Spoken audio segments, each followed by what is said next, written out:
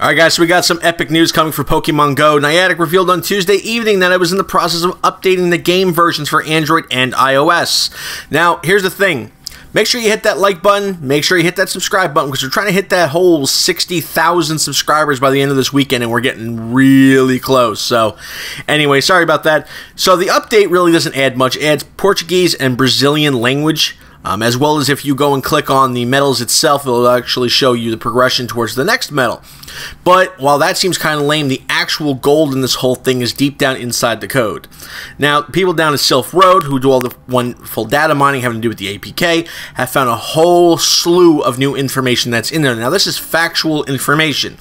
This isn't just, now, unless Niantic, for some weird reason, is in the new habit of putting fake stuff inside their code, which they have never done in the past, we could pretty much say for a fact that we are getting raids in the future. Some of the information first came out immediately that the first thing they found had to do with certain codes for one, activity defeat raid Pokemon, activity feed berry, and activity search gym. Now that's just to start off. They found a whole other slew of information that's hinting at a whole lot of new improvements, features, and gym mechanics having to do with the game in the supposed huge super update for the summer. Now, according to the people over at Silph Road, any code that's prefaced by the word activity, which those three are, refer to an event in which experience is gained. So this code suggests that players will be able to gain experience by defeating a raid Pokemon, which the Silph Road assumes is a Pokemon that attacks a gym where you have a Pokemon defending. Feeding a berry to either the raid Pokemon or a defending Pokemon, and a mysterious search function that nobody really knows what that even means yet.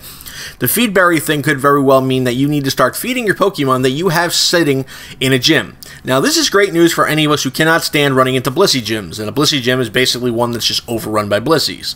Which brings up another fact. There's also code that they found that's going to limit the number of the types of Pokemon that are in that gym, which means, you're not going to see gyms with 10 Blissies in anymore. I guarantee you you'll see one that only has one. I don't see them doing more than that. You're not going to constantly just see Blissey, Dragonite, Tyranitar, Snorlax over and over and over and over again. You'll probably now, because of this, see a much larger variety having to do with the gyms and the battles. Now, at this point, even with the code, it's still unclear how the raid system will work and how it will affect the gym battles. So basically, in other words, it's still unclear how the raid system is exactly going to work because we don't know everything yet.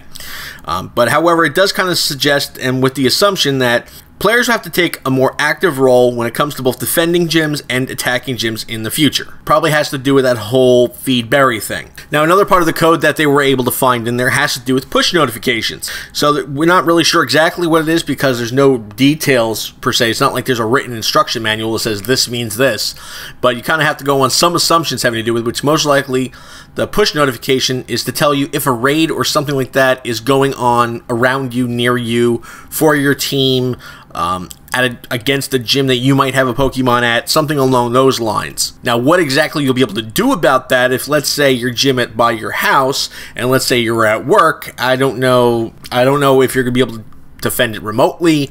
Maybe there's some sort of item you can contribute. I honestly don't know how exactly that's going to work. Some other tidbits that had to do with the code that they were able to find from Silph Road had to do a little bit more of a behind-the-scenes game management system, having to do with like memory management, make the game a little bit smoother, get rid of some of these server problems that people are constantly having. I mean, we all saw what happened with the grass event. Not go down well at all because they had so many issues, and which I'm still very surprised at, just for the overall fact that they've done much larger events and didn't have anywhere near that kind of problem. Now, the last part of the code I'm going to go into here has to do with promo codes. Everybody knows what they are. Everybody has seen them. Everybody's seen the pictures. Everybody heard that they didn't work, so on and so forth. Also, they also heard that they didn't pop up on any of the iOS devices, only on Androids. Now, here's what's going on with that. The problem is that Apple has an issue with promo codes. Not really an issue, so to speak, but they're kind of greedy because they want, I believe it's 30% of every transaction online and offline that you do. So how that would work into promo codes is, I honestly don't know. Android, you really don't have a problem with it because it's not a standardized phone that you have to use. I mean, it's not like you're going to go get an LG phone that has the iOS system on it. You can go get an LG phone or a whatever phone or a Samsung that all has the Android on it. It's not just an iOS. It doesn't have a direct phone that you have to use with it. So you're kind of stuck between a rock and a hard place. Now, Niantic Labs ran into the same issue with their previous game before Pokemon Go, which was an AR-type game as well. However, they were never able to put the promo codes on the iOS. So I don't know how exactly that's going to go down with this. Plus, there's the news that's coming out that has to do with Apple increasing prices with anything on the App Store by like 10% because of exchange rates overseas or some other junk like that. So they're saying that the price for Pokecoins is actually going to go up, which is going to make taking over gyms a lot more important, because that's how a lot of people get their Pokecoins, myself included. You know, they don't really buy them because, not for nothing, they're expensive. It costs real money. So what you have to do is you're going to have to take over a gym every day, collect your Pokecoins, hopefully, and little by little you build up. I mean, I just did it where after several weeks, I was able to buy a lucky egg.